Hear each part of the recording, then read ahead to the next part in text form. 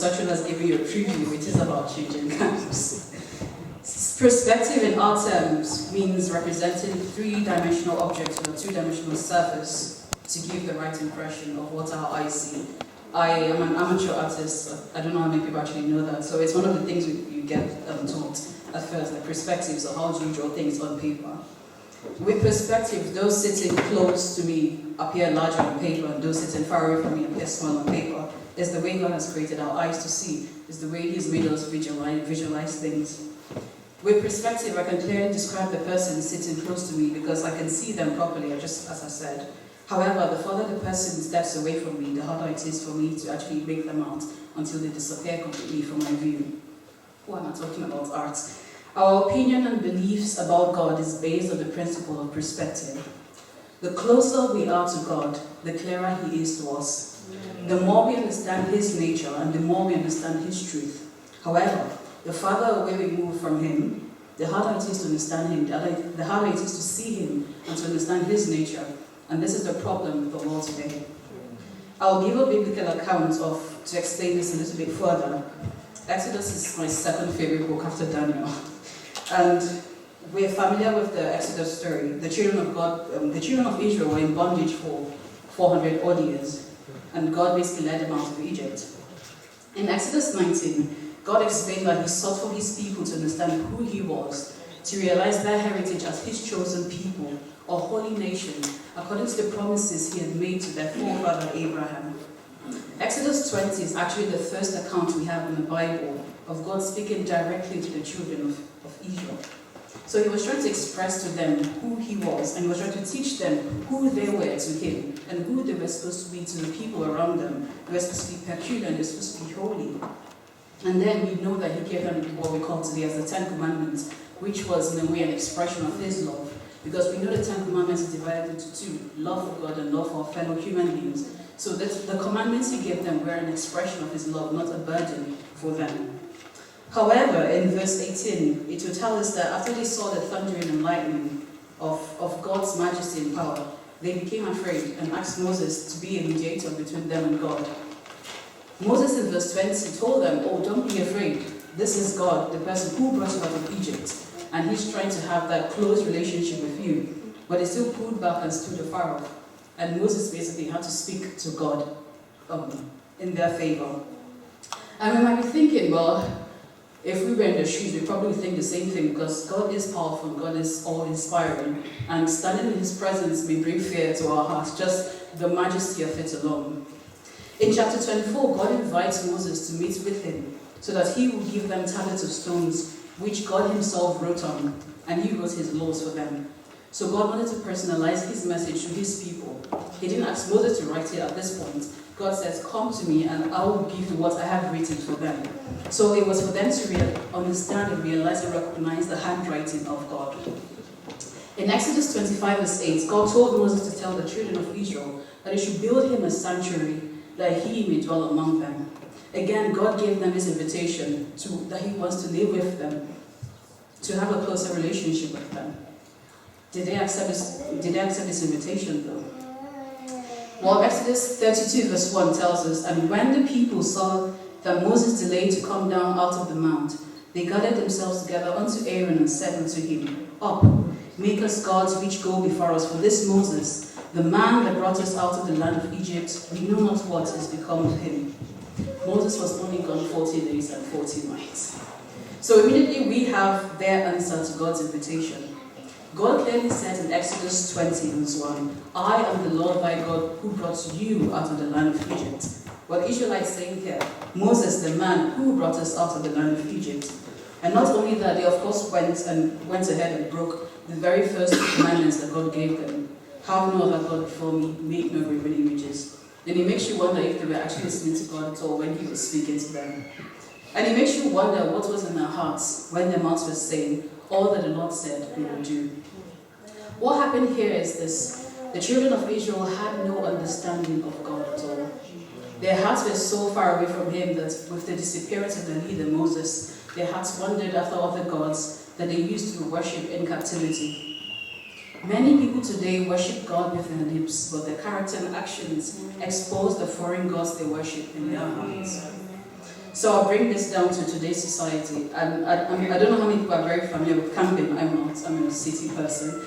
But when people go camping for Pathfinder adventurers, there's always the main hub of where everything is usually in the middle. And everyone from different churches all camp around that center, which is where everything is. So let's imagine the whole of humanity is in a campsite, and God is right in the middle there, waiting for his people.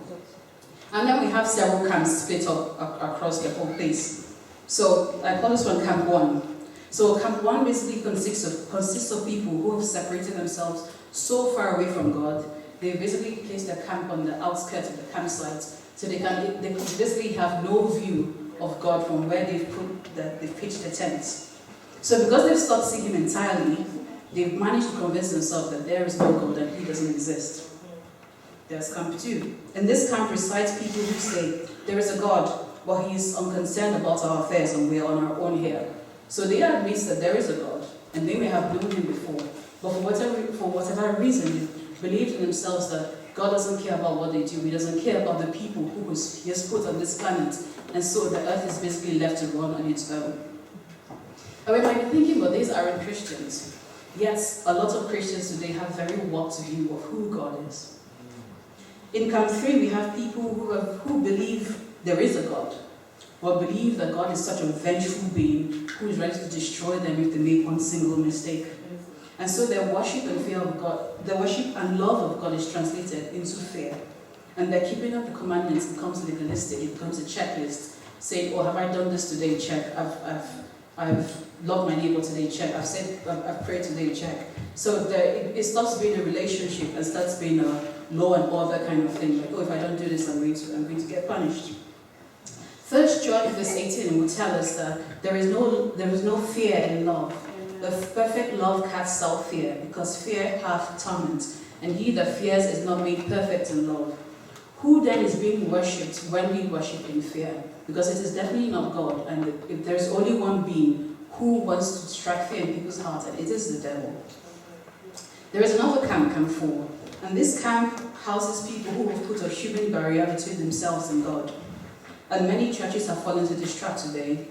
How many so-called Christian churches have deified their pastors or their leaders? In fact, isn't the most popular church in this world today, also known as the Mother Church, a typical example of this? The physical and symbolic tearing of the veil of the sanctuary in two at the crucifixion of Jesus was to direct our attention to the fact that we have a direct access to the Father through the sacrifice of his Son. Do we not know people today, yes, even in this church, the World Church and the Aberdeen Church, of course, who have decided to glorify or deify their pastor through their actions? Some people would not turn up to church if a certain pastor wasn't preaching, or they would turn up just because a certain person is preaching and would never turn up for any other service. Isn't this a subtle worship of the messenger? Isn't this a subtle worship of the pastor? It's something for us to kind of think about. And there's I'll just call it the final camp, Camp 5, and this we can call the good camp. So this camp houses those who have given themselves wholeheartedly to God. So they're right there in the center with God, where he wants them to be. These are those who understand his truth as he reveals it to them. These are those who have kept their eyes fixed on Jesus, so they know where the source of strength is coming from. Let's go back to the story of Moses and the Israelites. Moses and the people he led had very different perspectives of who God was. While they drew away from him and wanted Moses to go before them, Moses communed with God regularly. Exodus 34 verse 6 will tell us that God revealed himself to Moses, the Lord God, merciful and gracious, long-suffering and abundant in goodness and truth. Exodus 34 verse 30 recounts that as a result of his encounter with God's majesty, Moses' face shone so brightly that they were afraid to look at him, and he had to veil his face. When I read this verse, it reminded me a lot of Paul's writing in 2 Corinthians 3 verse 18. And the English Standard Version simplifies it in a way I kind of liked, so I chose that one. And it says, "And we all with unveiled face, beholding the glory of the Lord, are being transformed into the same image from one degree of glory to another. For this comes from the Lord who is the Spirit." So Moses underwent drastic transformation of his physical self, because he beheld just a tiny portion of God's glory. What a powerful God we worship. Moses' spiritual transformation, we all know about this, which is documented well in the first 5 books of the text of the scripture. It is with great joy that I tell you today that God seeks to have that same chance to transform each and every one of us here today. He seeks to have a renewal that cuts through every aspect of our lives, and he seeks to shine a light on every dark part of our hearts and brings it into view. He seeks to make his glory apparent in our lives in such a way that as we are transformed in his image, people will marvel at the glory of God in our lives.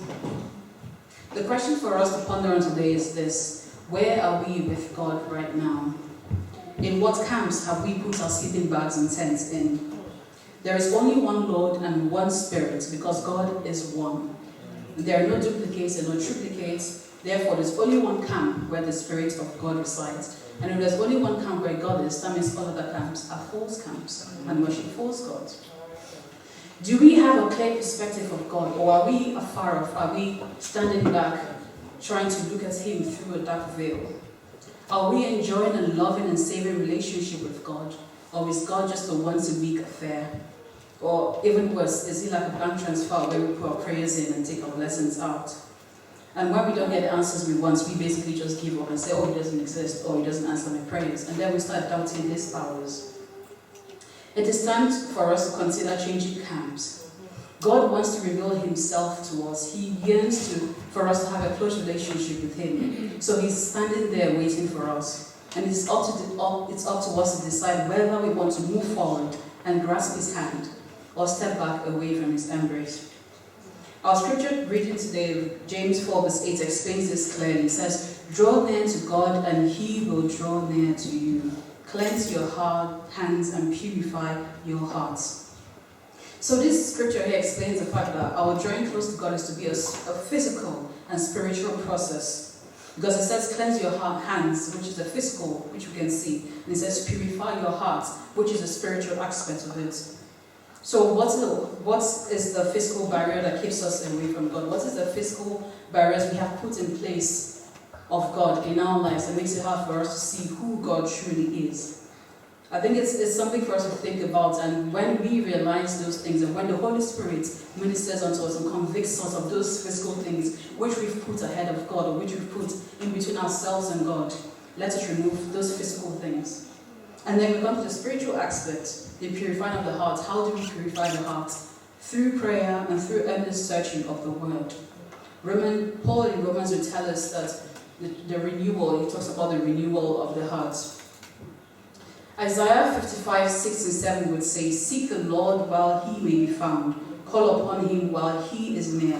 Forsake wickedness and unrighteousness and return to the Lord, and he will have compassion and pardon.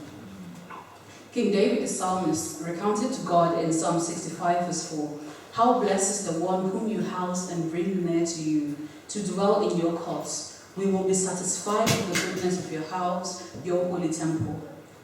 There is ultimate satisfaction with pitching our tents with God. Amen. The satisfaction that no earthly treasures or desires can fulfill. And God is large enough to fill up every hole in our hearts. Amen. The call for us today is to take opportunity of his salvation he offers freely while we still can. Because every day we have life is a day for us to turn our backs on sin and grasp and push forward to meet God. Revelations 22 verse 17 will tell us, and the Spirit and the bride says, come, and let him that heareth say, come, and let him that is athirst come, and whosoever will, let him take of the water of life freely. So it is up to us to search our hearts too and ask ourselves the question, am I thirsty? Because a lot of times we do things and we wonder, why is my life this way? It's mostly because we're trying to fill up a hole where we have no business filling up. We're trying to fill up a hole that God can only fill up. We're trying to quench a thirst that no water on earth and no treasure on earth can fill up. And the only water that can fill us up is the water of life. And so this call is for everyone here today. If you have realized that you are thirsty, the Spirit and the bride saying, come today. I read an interesting devotional some days ago, and I kind of highlighted some things I wanted to share with you today. It said this: the Bible is a story about God expressing who he is. God's plan is to develop people who will serve and worship Him for His glory. And this part is actually confirmed by Ecclesiastes 12 verse 13, which will say, "Let us hear the conclusion of the whole matter. Fear God and keep His commandments, for this is the whole duty of man." I learned this verse when I was pretty young, and then it made me realize, I asked the question, so why am I going to school if the whole duty of mine is to fear God? But the thing is, God has put us in certain places for us to fear Him, and from our fear for people to see us and understand the God we worship and come to know Him for themselves. Because the best evidence we have of God's goodness in our lives is our own testimony. And we can't testify if we're all locked up in our houses to fear God. And then it says, the plan says this as well. God's plan is to completely dismantle our way of looking at reality and to reassemble it. He plans to drive home just how different God's perspective is from ours. Jesus came to turn everyone's view of reality upside down and inside out because of how far away from reality we have gotten since the fall of man. And it's interesting because Jesus makes certain statements in the Bible saying, "You've heard it said, so and so, but I say to you today." And you say, "Oh, your father said this and this, but I say this to you today." So Jesus came to change the mindset of those in that time and to change the mindset of us today that read His word for ourselves. Finally, God's plan is to eliminate sin from the world we live in, because that is the ultimate goal of God, to remove sin from this world and make it perfect again as it was in the beginning. We all have a role to play in God's plan, and that is to either stand with Him or be against Him. So whether be in His camp or reside in a strange camp, and either we allow Him renew us daily to be able to stand in His camp, renew our thinking, or we carry on with a warped view of Him and His life and life in general, of what reality actually is. Again, this is all a matter of surrender, yielding control and letting God have the control. God wants to take us all on a journey, a very unique journey. However, how long that journey will take depends on us totally. Looking at the children of Israel, God planned to take them to the promised land in 40 days.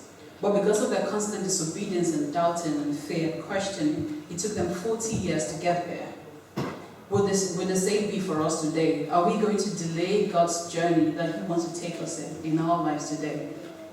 The devil will try to make us believe that God's way is hard, just like he tried to make the children of Israel believe that God's way was hard. He kept pointing to things that we're suffering from, like, oh, we don't have water, oh, we don't have meat, oh, we don't have bread. And every time God's, oh, you don't have water, I provide water for you. You don't have bread, I provide bread for you. But they kept complaining and complaining. And the same is for us today. A lot of times we complain so much that we forget to thank God for the things He has given us. And so when we let the devil deceive us, and then when we let the devil warp our minds to make us believe that God's way is hard and God's journey is hard, we basically start delaying God's work in our lives. And then the journey of 40 days may take 40 years. Or God forbid, 80 years. But we thank God. We thank God because we know that God is powerful. And all we have to do is believe in Him. Because with God, we will marvel at how far He has taken us. And when we trust God, we will marvel at how far He can bring us.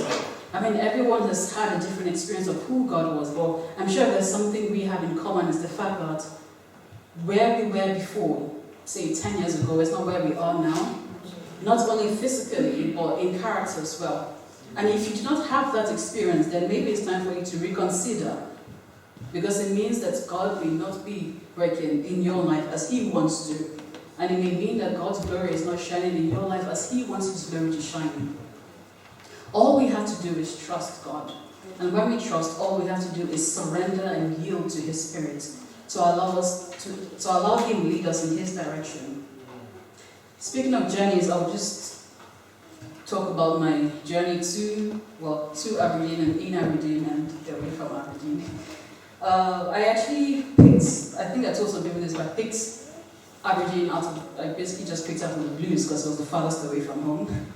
And I just wanted to understand God for myself.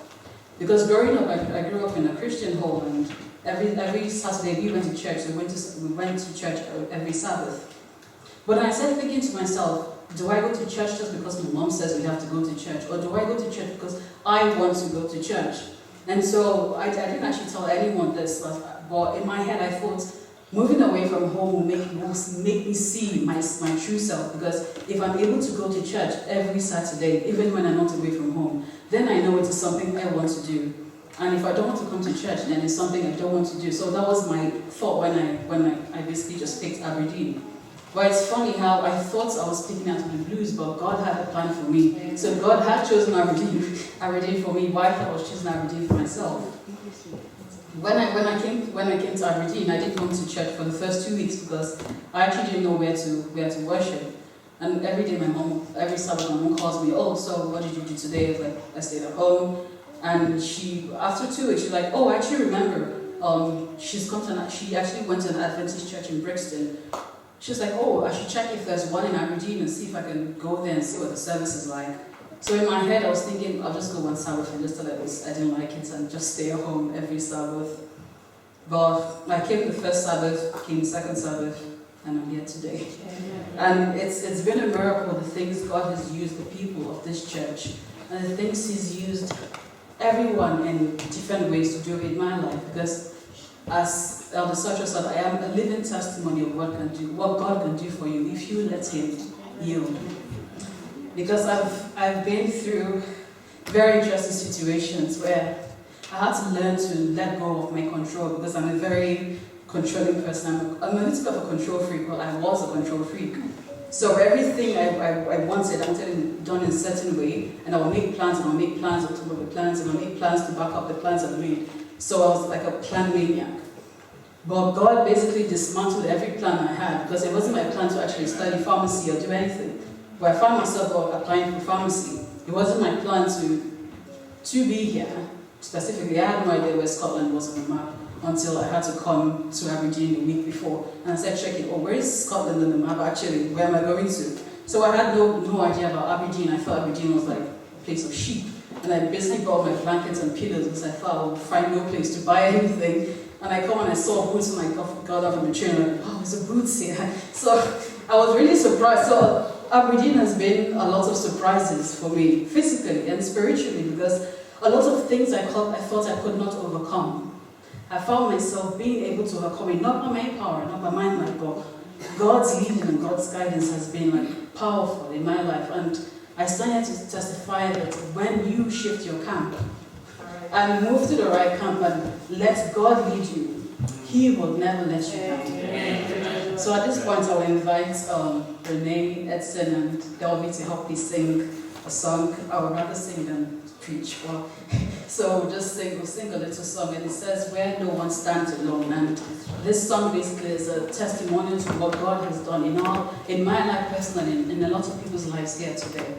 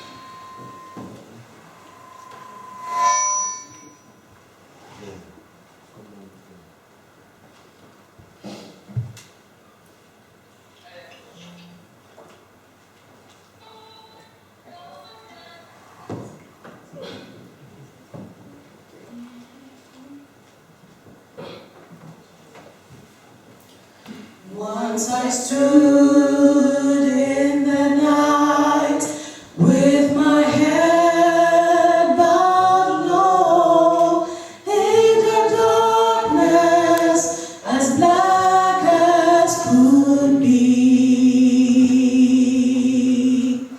and my heart felt alone, and I cried, "Oh Lord, don't hide your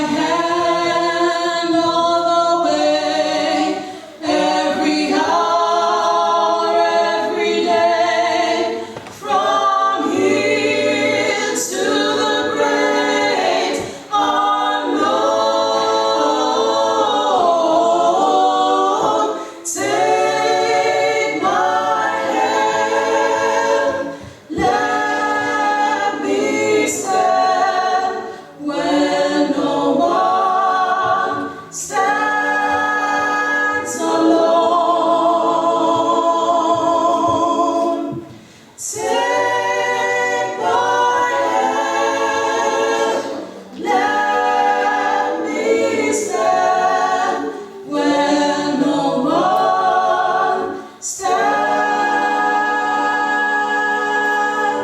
alone.